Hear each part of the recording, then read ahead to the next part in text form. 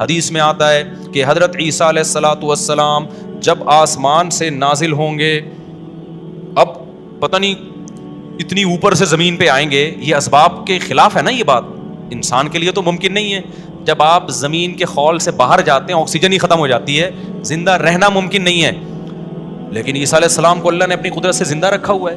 جب قرب قیامت میں دمشق میں عیسیٰ علیہ السلام آئیں گے تو حدیث میں آتا ہے کہ امام مہدی شام میں نماز کے لیے کھڑے ہوئے ہوں گے، عصر کی نماز کے لیے مصلی پہ.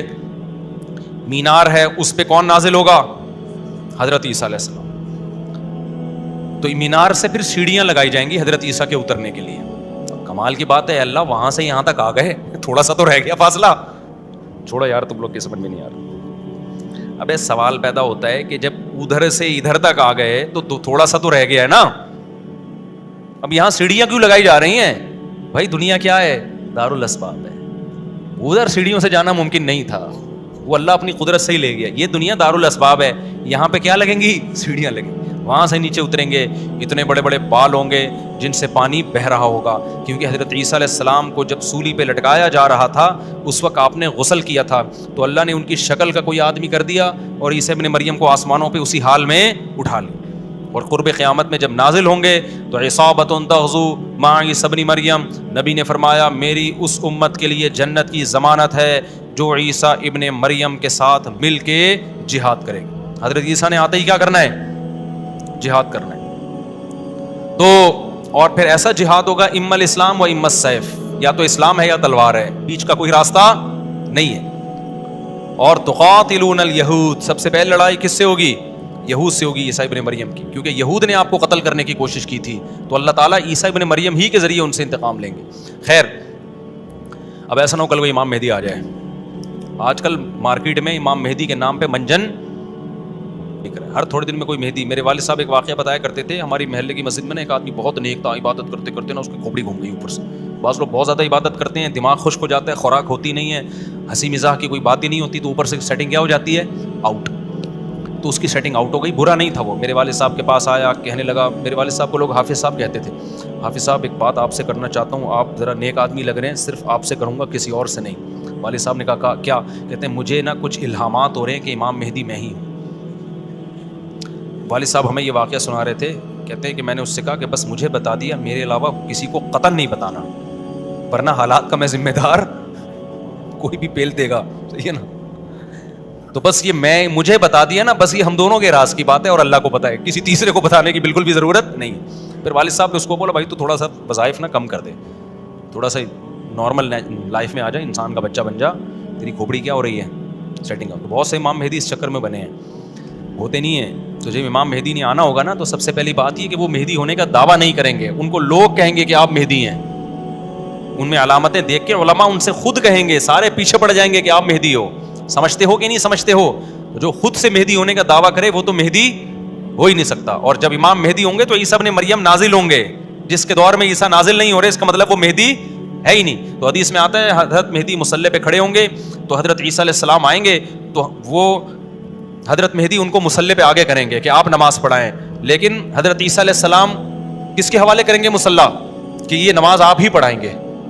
کیوں؟ مجھے اللہ نے نماز پڑھانے کے لیے نہیں، مجھے کس کے لیے بھیجا ہے؟ جہاد کرنے کے لیے بھیجا ہے. میں تلوار لے کے لڑائی کروں گا، یاجوج ماجوج کو قتل کریں گے. اب یاجوج ماجوج کہاں ہیں اس کے بارے میں کوئی صحیح بات ہمارے علم میں نہیں ہے. ویسے بھی اگر ہمیں پتہ چل جائے کہاں ہیں تو وہ دریافت ہو جائیں گے نا.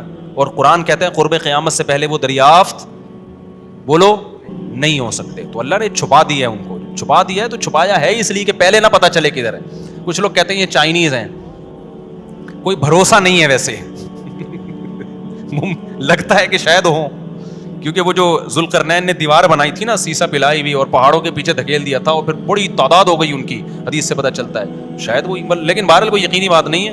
تو یاجوج ماجوج ایک بڑی طاقتور قوم ہوگی جس کو حضرت ذوالقرنین نے سورہ کہف میں اس کا بھی تذکرہ ہے، پہاڑوں کو بند کر کے ان کو دھکیل دیا، کہیں چھپا دیا ان کو. تو قرب قیامت میں وہ نکلیں گے اور پھر دنیا میں تباہی مچائیں گے.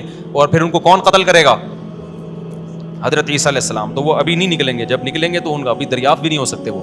باقی وہ کچھ کہتے ہیں مریخ میں ہیں، کچھ کہتے ہیں کہاں ہیں، ہمیں نہیں پتہ کہاں ہیں. بہرحال بظاہر تو لگتا ہے زمین میں ہی ہے، کیونکہ ذوالقرنین جو گئے تھے مشرق اور مغرب شمال جنوب کا انہوں نے سفر کیا، تو اسی زمین میں کیا تھا سفر. تو واللہ اعلم. ہمیں بس اجمالی طور پر ان چیزوں پہ ایمان لانا ضروری ہے. ان کی ڈیٹیل ہمیں بتائی نہیں گئی ہے تو ہمیں ڈیٹیل میں جانے کی اجازت نہیں ہے. باقی قیاس آرائیاں ہوتی ہیں, صحیح بھی ہو سکتی ہیں, غلط بھی ہو سکتی ہیں.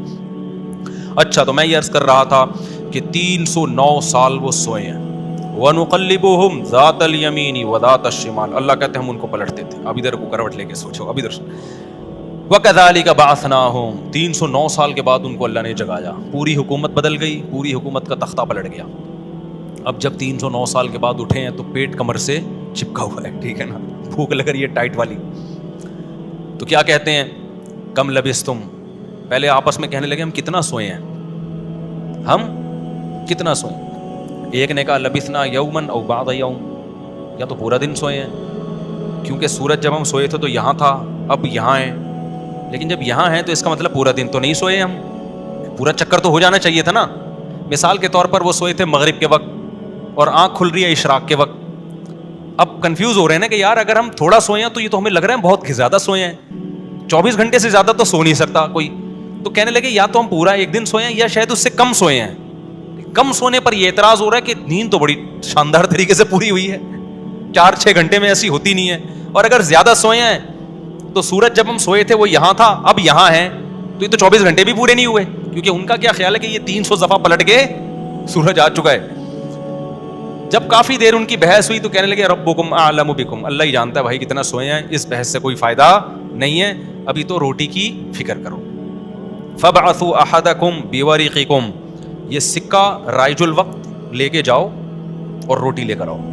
اب دیکھو یہاں بھی وہ اللہ پہ توکل کر سکتے تھے کہ ہم جا رہے ہیں, پیسے لے جانے کی ضرورت نہیں ہے, ہم نے اللہ کے لیے قربانی دی ہے, کھلائے گا کون ہمیں, اللہ. نا بھائی, اللہ نے کہا ہے جتنے اسباب اختیار کر سکتے ہو کرو. تم ایک اجنبی جگہ پہ جا رہے ہو, تمہارے پاس سکے ہونا, پیسے تو لے کے جاؤ.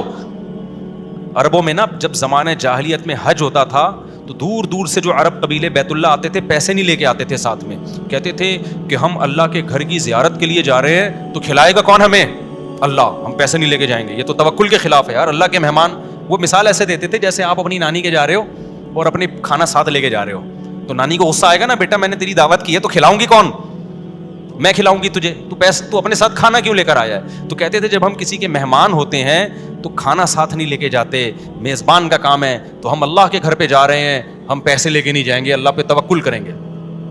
جب پیسے ختم ہوتے نا تو بھیک مانگ رہے, تو بھائی کو اللہ کے نام پہ کوئی کھانا دے دے یار, کوئی تو روٹی دے دے. جب پیسے ختم ہوتے تو کیا کرتے یار, کہیں سے جگاڑ, پھر چوریاں چکاریاں شروع کر دیتے. تو قرآن میں اللہ نے آیت نے نازل کی وَتَزَوَّدُوا, جب حج کے لیے جاؤ تو زاد راہ لے کے جاؤ, پیسے لے کے جاؤ. کیوں, فَإِنَّ خَيْرَ الزَّادِ التَّقْوَىٰ, سب سے بہترین زاد راہ تقویٰ ہے. وہ توکل جو تمہیں بھکاری بنا دے, گناہگار, کیونکہ بھکاری پن یہ تقویٰ کے خلاف ہے. تو پہلے تقویٰ کی فکر کرو کہ لوگوں کے سامنے ہاتھ نہ پھیلانے پڑے. تو ان کو بتا دیا اللہ نے صحابہ کو کہ توکل کا یہ مطلب نہیں ہے کہ دنیا میں اسباب اختیار نہ کرو, حج پہ جا رہے ہو تو پیسے لے کے جاؤ سارا. تبھی فقہا کہتے ہیں, فقہا نے دین کو خوب سمجھائے کہ حج صرف اس پہ فرض نہیں ہو جاتا کہ آنے جانے کا انتظام ہو جائے, نا, حج اس پہ فرض ہوگا آنے جانے کا انتظام بھی, راستے میں کھانے کا انتظام بھی, اور جتنے دن آپ گھر کی مارکیٹ سے شارٹ رہو گے بیوی بچوں کے کھانے کا بھی انتظام. آپ کا حج کا آ گیا بھائی, آپ نے کہا میرا جہاز کا ٹکٹ بھی ہو گیا, ہوٹل کا کرایہ بھی ہو گیا, کھانے پینے کا انتظام بھی ہو گیا, نکل گئے 40 دن کے لیے. بچے کہہ رہے ہیں ابا مارکیٹ سے کیا ہو گیا شارٹ, ابا ہم کیا کھائیں یہاں پہ. تو ابا کہہ رہا ہے بیٹا میرے لیے چونکہ آنے جانے کا پراپر انتظام ہو گیا تھا تو مجھ پہ حج فرض ہو گیا ہے, کیونکہ اللہ نے کہا ہے جس میں استطاعت ہے حج فرض ہے, تو مجھ میں استطاعت ہی حج فرض ہے. تو بچے کہیں گے ہمارا کیا قصور ہے. اس لیے علماء نے بیان کیا کہ استطاعت میں یہ بھی داخل ہے کہ آپ کا بھی اور جن کی آپ کفالت کر رہے ہو, جو آپ کی شرعن ذمہ داری ہے, ان کا بھی انتظام ہو. سمجھتے ہو کہ نہیں سمجھتے ہو. تو انہوں نے اپنے ساتھ سکے لے کے گئے ہوئے تھے, وہ سکہ رائج الوقت. جب نکاح ہوتا ہے نا تو سکہ رائج الوقت, میں نے سکہ رائج الوقت میں آپ کا نکاح فلاں, میں یہ لفظ نکال دیا ہے, اتنے پیسوں میں کرایا ہم نے, کیونکہ رائج الوقت ہی سکے چلیں گے نا, یا نکاح میں ڈالر تھوڑی دیں گے. کبھی خربوزہ خریدتے ہوئے کہا کہ سکہ رائج الوقت کے مطابق یہ خربوزہ کتنے روپے کلو ہے. جیسے وہاں سیدھا سیدھا بولتے ہو بھائی خربوزہ کتنے روپے کلو ہے, تو مہر میں بھی وہی ہے. جب پاکستان میں شادی ہو رہی ہے تو پاکستانی روپے میں ہی ہوگی, اس میں الگ سے سکہ رائج الوقت بتانے کی ضرورت نہیں ہے. لوگ کہہ رہے تو سکہ رائج الوقت کے مطابق, تو وہاں سے میری زبان پہ یہ آیا ہے. تو انہوں نے کہا بھائی یہ سکہ رائج الوقت ہے, اس کو لے کے جاؤ اور کھانے پینے کا انتظام کرو. پھر کہنے لگے دیکھو وَلْيَتَلَطَّفْ, چپکے سے جانا, وَلَا يُشْعِرَنَّ بِكُمْ أَحَدًا, کسی کو تمہارے بارے میں پتہ نہ چلے, ایسے منہ لپیٹ کے نا چھپڑ میں جانا اور روٹی لے کے چھپڑ میں واپس آ جانا. اس سے بھی پتہ چل رہا ہے کہ وہ اپنی حفاظت کا پورا انتظام کر رہے ہیں, پھر اللہ پہ توکل کر رہے ہیں. کتا بھی ساتھ لے کے جا رہے ہیں تاکہ اجنبی لوگوں سے ہماری حفاظت ہو, یہ بھی پورا انتظام. اور اس کے بعد بھی ایک بندے کو بھیج رہے ہیں بھائی لپٹ کے جانا, پتہ نہ چلے, پکڑے نہ جائیں ہم. اور آگے انہوں نے کیا کہا, فَلْيَنظُرْ أَيُّهَا أَزْكَىٰ طَعَامًا, دیکھنا پاکیزہ کھانا ہو, حلال کھانا لے کے آنا. اس سے بھی پتہ چلتا ہے کہ چونکہ غیر مسلم ریاست تھی نا, وہاں ان پر واجب تھا کہ کھانا خریدنے سے پہلے تحقیق کر لیں کہ حرام ہے یا حلال. اسلامی ملک میں اس تحقیق کی ضرورت نہیں ہے کیونکہ حلال ہی ہوتا ہے. یہاں آپ ہوٹل میں بیٹھ کے پوچھیں یہ گدھے کا گوشت ہے یا بکرے کا گوشت ہے, وہ رکھ کے ایک تھپڑ لگائے گا آپ کے.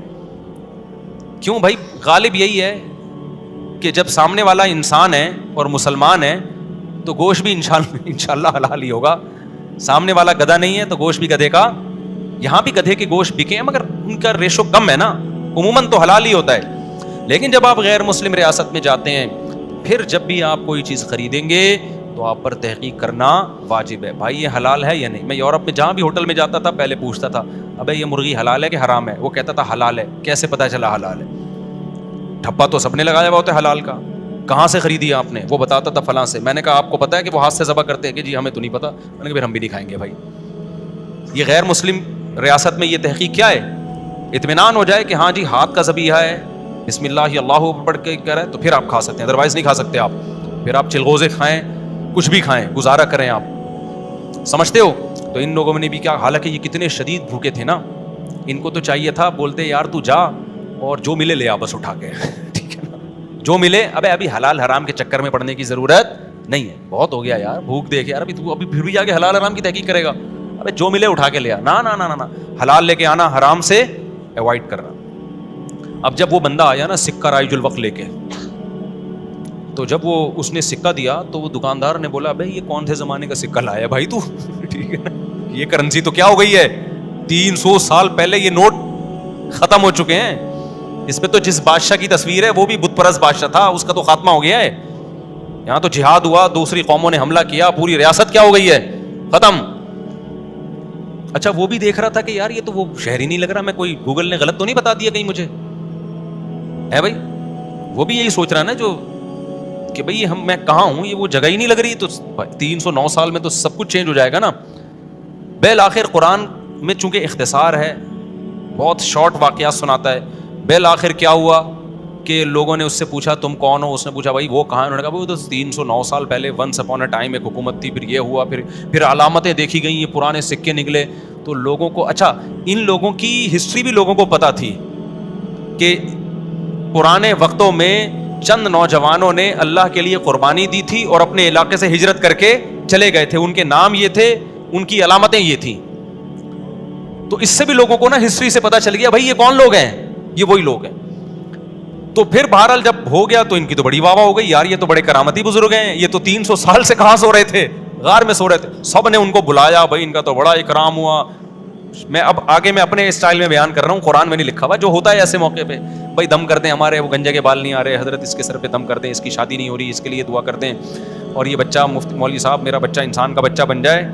ہم نے جب پیدا کیا تھا اس وقت انسان تھا, لیکن اب جو رپورٹ ہے اس کے مطابق یہی جو شکایتیں آ رہی ہوتی ہیں, کوئی پھونک لگا دیں, کوئی تبلیغ میں نکال دیں, کچھ نصیحت کر دیں, جو بھی ان کا اتنی عزت ہو گئی. پھر انہوں نے وہ سب آ گئے اور ان کی بڑی, جو اللہ نے نا ان کی دعا ایسے قبول کی کہ بجائے ہجرت کرنے کے انہی کے وطن کو ان کے لیے سوٹیبل بنا دیا.